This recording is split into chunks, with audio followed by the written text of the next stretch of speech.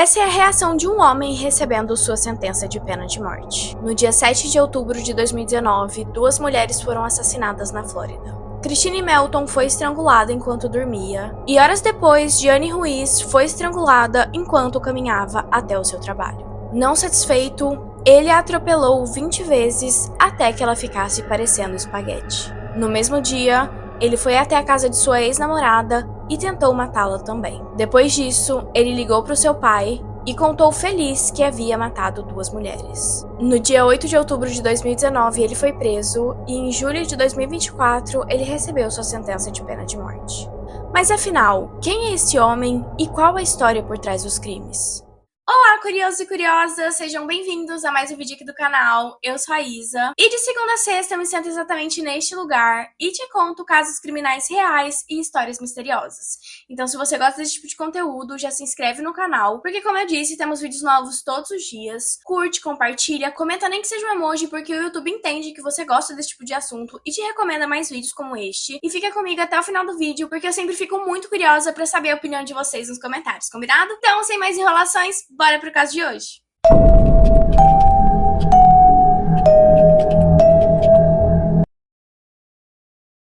Esse caso ficou muito famoso essa semana na internet, em todo site que eu entrava, em toda rede social que eu entrava, eu via vídeos sobre ele, e eu procurei entender o que estava acontecendo, e, gente, essa história é uma história horrível, a crueldade desse homem, a maldade, e o pior de tudo pra mim é a frieza dele. Mas vamos lá. Vamos entender quem é esse homem e o que ele fez. O Wade nasceu no dia 20 de maio de 1994, ou seja, ele tem 30 anos. E a mãe dele descobriu que ela estava grávida dele quando ela tinha só 14 anos, e o pai dele na época tinha 15. E quando ela deu a luz a ele, ela já tinha 15 e o pai dele tinha 16. A mãe dele lutava constantemente com problemas de saúde mental e também com vícios, e a família inteira frequentava a igreja todas as semanas. Eles eram muito amigos de uma família que o sobrenome deles era Wilson, e essa família começou a perceber a dificuldade do casal em criar o Wade, e eles acabaram se disponibilizando para adotá-lo. Então eles acabaram adotando o Wade algum tempo depois que ele nasceu. Segundo a família dele, ele cresceu sendo uma criança normal, uma criança saudável, e ele era uma criança muito presente na vida dos pais. Sempre queria estar junto, sempre queria fazer as atividades juntos,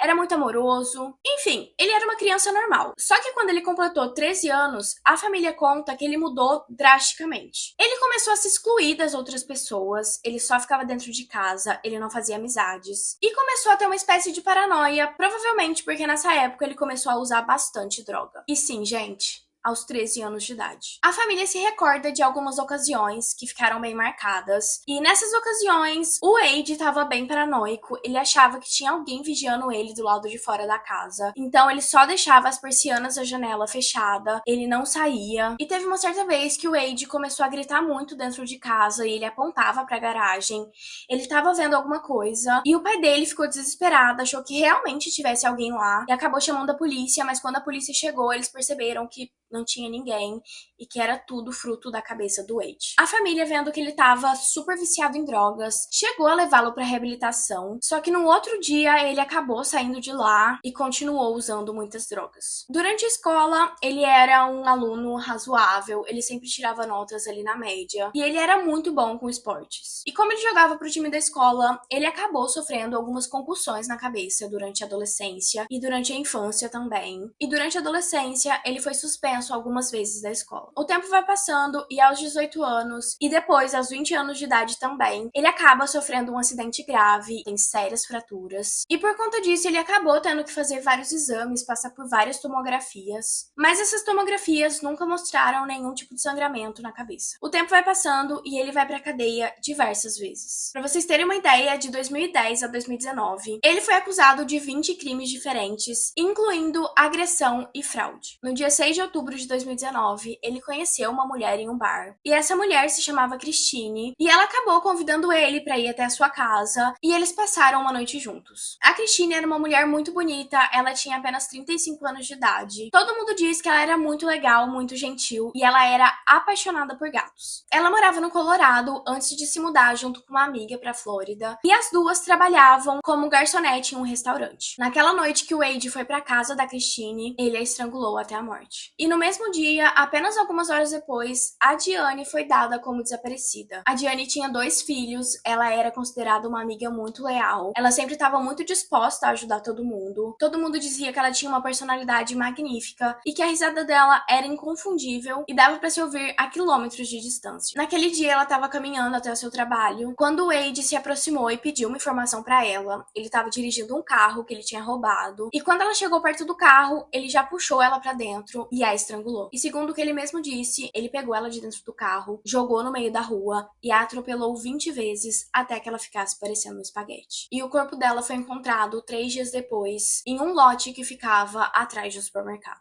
Depois desses crimes, ele foi até a casa de uma ex-namorada, tentou matá-la também, só que ela conseguiu escapar e acabou chamando a polícia. E nesse mesmo dia, ele ligou pro pai dele e se gabou de ter matado 2 mulheres. E ele parecia estar assim, gente, genuinamente feliz. O pai, obviamente, ficou desesperado, ele acreditou no que o filho estava falando, e foi quando ele ligou pra polícia e finalmente o Wade foi preso. O pai biológico dele disse que aos 18 anos, o Wade voltou a ter contato com ele, mas ele só ligava pra ele quando ele precisava de dinheiro. Enquanto o Wade estava na prisão, aguardando pelo seu julgamento, ele fez várias tatuagens no rosto e na cabeça, e quando foi perguntado pra ele sobre isso em uma entrevista, ele se negou a falar sobre isso. Os registros médicos da prisão registraram várias coisas sobre o estado da sua saúde mental, e eles concluíram que o Wade tinha depressão, ansiedade, transtorno de personalidade e transtorno esquizoafetivo, que é uma combinação de bipolaridade com esquizofrenia. E na prisão, Wade relatou que ele sofria de depressão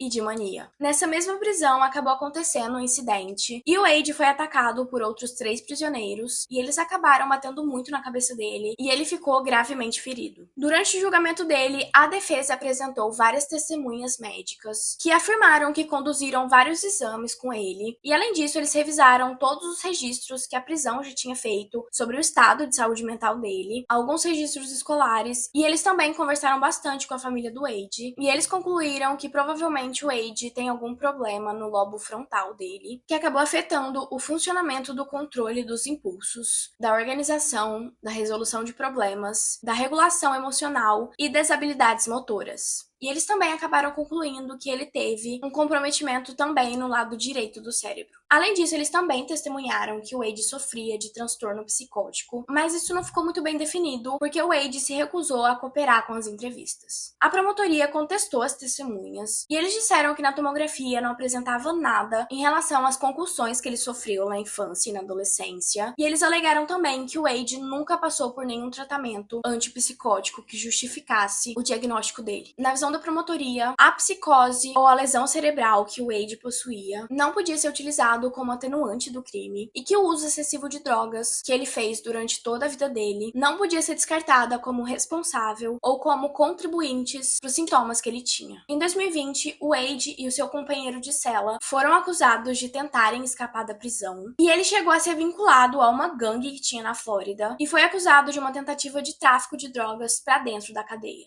Enquanto ele estava na prisão, ele escreveu diversas cartas para algumas entrevistas. E durante uma entrevista gravada, ele afirmou que ele estava sendo incriminado pelos assassinatos por uma rede de tráfico organizado que ele fazia parte, porque ele tinha tentado sair dessa gangue e, como punição, eles estavam fazendo de tudo para incriminá-lo. Ele disse que essas pessoas eram responsáveis por tráfico de drogas e por tráfico humano, mas a polícia acabou descartando o envolvimento dele em qualquer tipo de crime organizado. E ainda em 2020, um homem que estava preso junto com ele tentou contratá-lo para matar uma outra pessoa dentro da cadeia, mas ele se recusou e acabou contando tudo para a polícia. O Wade admitiu o assassinato das 2 mulheres em sua entrevista com a polícia, mas logo depois ele acabou falando que ele tinha falado tudo aquilo porque ele estava muito nervoso. Mas o pai dele acabou testemunhando contra ele no tribunal e ele disse que o Wade confessou sim para ele que tinha matado as 2 mulheres por meio daquele telefonema que ele fez para ele. E agora, em junho de 2024, ele foi condenado por 2 acusações de homicídio e acabou recebendo como sentença a pena de morte. Uma curiosidade sobre toda essa história é que essa semana, quando o caso explodiu na mídia, uma mulher chamada Kelly gravou vários vídeos no TikTok contando que ela é a ex-namorada dele, que eles namoraram entre 2018 e 2019. E ela disse que no começo do relacionamento, nos primeiros 6 meses, ele não parecia nada tóxico, ele era muito gentil, muito amoroso com ela, mas que da noite pro dia ele mudou completamente e um certo dia ele a amarrou, colocou dentro do carro, dirigiu horas até uma outra cidade e chegando lá, ele a agrediu sexualmente. Ela conta que ela voltou dirigindo pra casa e que assim que ela chegou, ela foi até a polícia, ela contou tudo o que tinha acontecido, mas a polícia não deu muita moral e acabou não levando o caso pra frente. E o mais triste de tudo isso é que se a polícia tivesse investigado esse caso, provavelmente ele já teria sido preso e ele não teria matado essas duas mulheres. Mas e aí, me conta, você já conhece essa história? Eu tenho uma fofoca pra contar pra vocês sobre esse caso. Depois que o Wade recebeu a sua sentença de pena de morte, ele acabou recebendo mais de 200 cartas de mulheres jurando amor eterno a ele. Ai, gente, é cada coisa, eu vou te contar. Vocês acreditam nisso? Mas enfim, deixa sua opinião aqui nos comentários e eu te vejo no próximo vídeo. Fui!